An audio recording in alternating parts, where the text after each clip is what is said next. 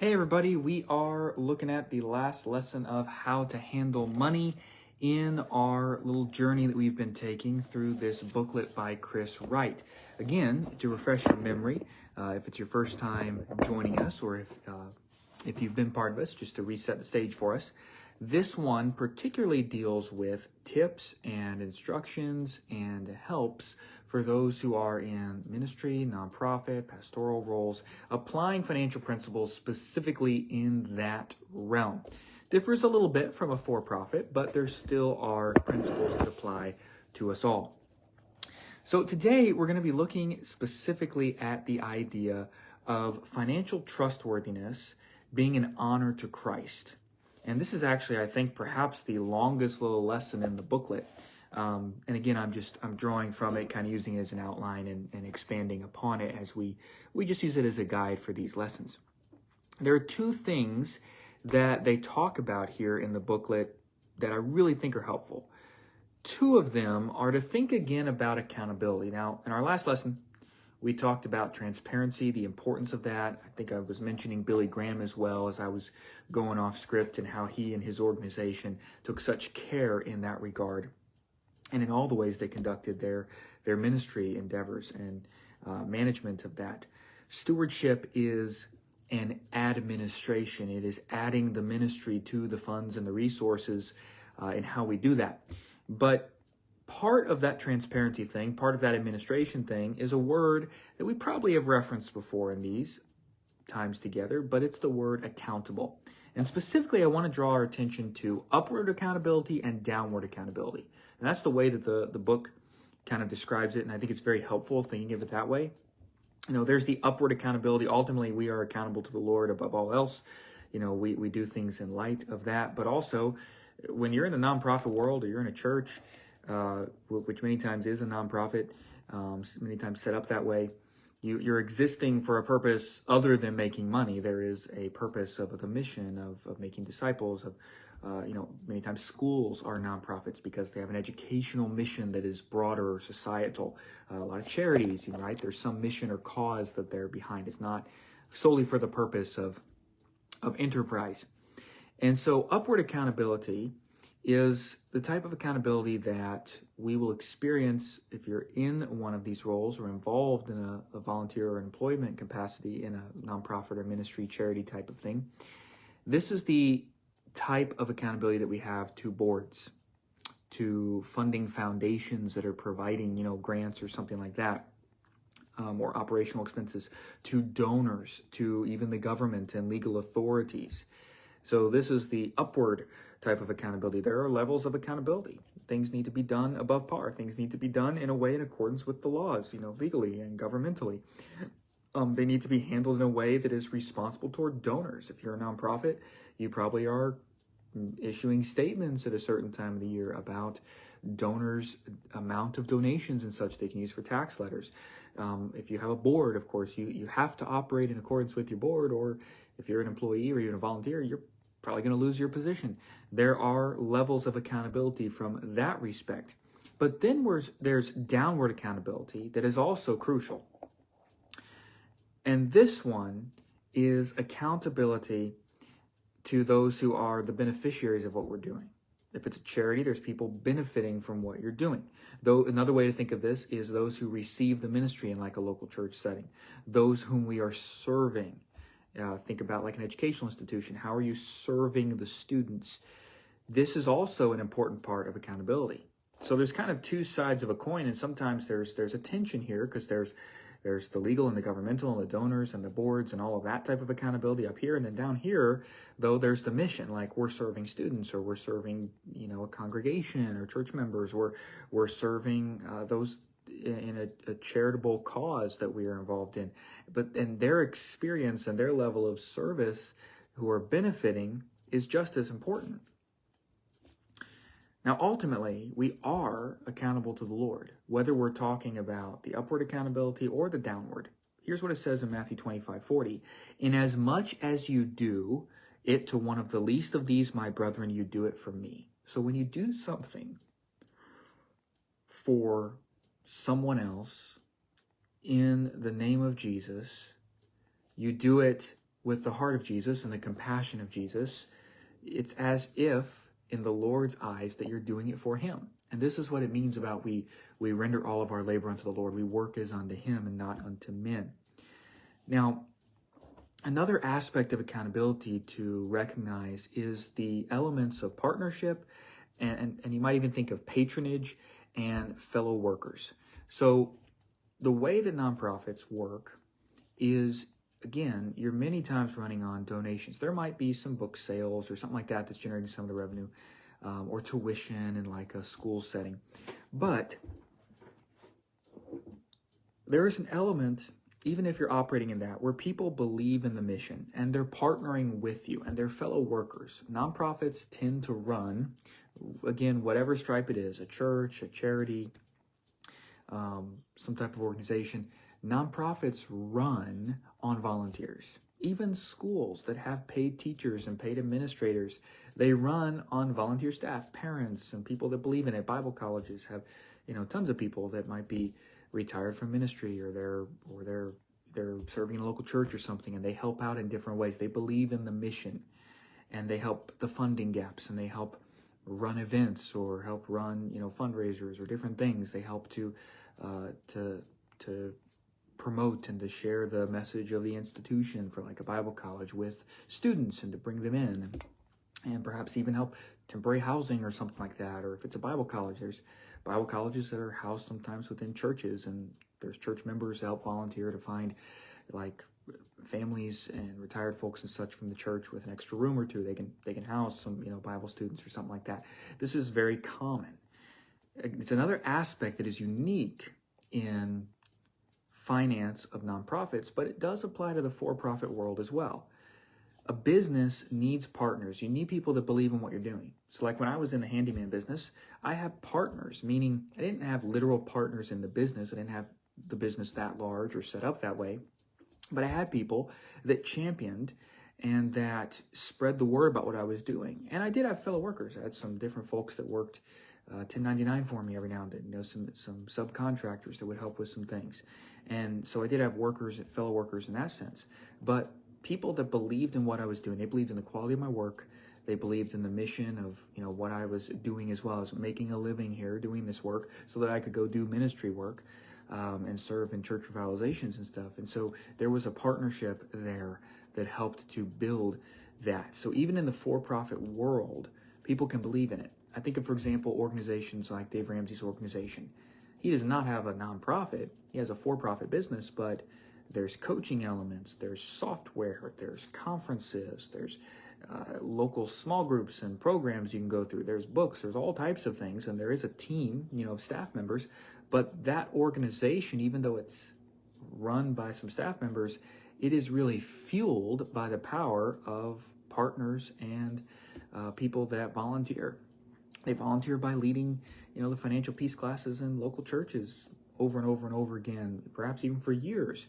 They share the books, they go to the trainings, they champion these types of resources, they listen to the radio show, or they tune into the YouTube channel or whatever. They're part of these things. So when we think of someone who is accounting or, they're accountable, they're a treasurer or something like that, the accountability aspect, though, goes beyond the person that is jotting down in the ledger or keeping the record of the actual donations. It extends to staff, it extends to pastors. You're championing, a budget, or you're presenting the vision of where the church is going, or what the outreach strategy is, or what the discipleship strategy is for this year. If you're a principal or even a teacher of like a institution, many times you are also doing PR to some extent for the institution. That's part of your job, is a stewardship, and how we do that, and being known and trusted as a faithful and trustworthy, accountable person in the way that we conduct ourselves in these matters. It is a testimony to Christ. Whether we work for an explicitly Christian institution or not, whether it's a nonprofit or a for-profit institution or a government entity, the way that we handle these things is a testimony. And a clear example of that would be thinking of, for example, like Joseph in the Old Testament, and Daniel and Nehemiah and Ezra, these different individuals who have many times even high-ranking functions in pagan governments and ungodly governments, and yet their service is to the Lord, and it even becomes a testimony for him. Another thing to remember is when we are handling a financial or a material gift, it is a reflection of the Lord's provision for the work that is being done. So like in the Old Testament, the Levites had a tithe. There were 3 tithes. There was another tithe that handled being able to fund all the different celebrations and holidays they would have, and being able to get the, special lambs and sacrifices and special celebrations and the time off work and even the travel for some of those when they would go to Jerusalem. All of that was part of their tithe as well, their celebration and worship to the Lord. And there was another tithe in the Old Testament that was collected every 3 years, and that was charitable. It was like, the equivalent of what we call 3 1/3%. It was to be going to the storehouse so that there be something for the widow and the immigrant and the orphan and for people truly in need. It was kind of like the welfare system or the food bank, if you will. There also were additional strategies and layers of, there was the gleaning, like we see Ruth doing during the work year. And then there's those who have an inability to work, and they're basically invalids, and they're relying on alms and the generosity of people. All of these things, though, were an expression of, again, someone's service and worship to the Lord, how they gave and how they administered that financial gift or that material gift, like they literally give food or something like that. It was a handling that required a proper accounting. And there's times in the Old Testament when there's treasurers and such, even of the temple, that are not keeping a faithful accounting. And there's times that they are. And the faithful, trustworthy stewardship, administration of what's coming in, materially or financially, it is either a testimony to Christ and done for him and to his glory and to his honor, or it is a dishonor because we are doing something in the name of the Lord to benefit ourselves. And so there is something here that we need to take seriously and to recognize the seriousness of this. Another thing that the lesson mentions that I think is very helpful is it talks about accountability not being a burden, but a gift. You might not think of it that way, but for example, I think about this in terms of different mentorship and guys groups that I've been part of, or I've even formed at different times in my life. I've done that because I've pursued accountability. Like I want a mentor. I want people in my life that can tell me you're being a bonehead. I'm being completely honest. I want people in my life that have the permission and the freedom to hold me accountable because it's a gift. And also, I want to be that for others. And that's not meant to be like, I just want to have people in my life I can point the finger at. No.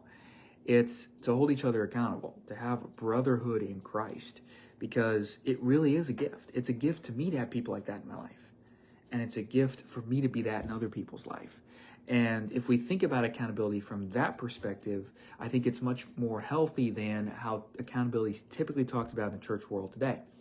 I've been in the ministry world. I know that accountability is many times taught like you need an accountability partner or you're going to go astray, or like it's necessary. And it's almost like something we're imposing or we're compelling you to do. It's not really that we're giving this to you because we love you. And that's what accountability is meant to be. It is a gift. And if we think about it that way, it really kind of changes the perspective. Not only is it an opportunity to honor Christ, not only is it an opportunity to be the hands and feet of Christ, to be the support and the encouragement of Christ, or even the rebuke of Christ to another fellow Christian.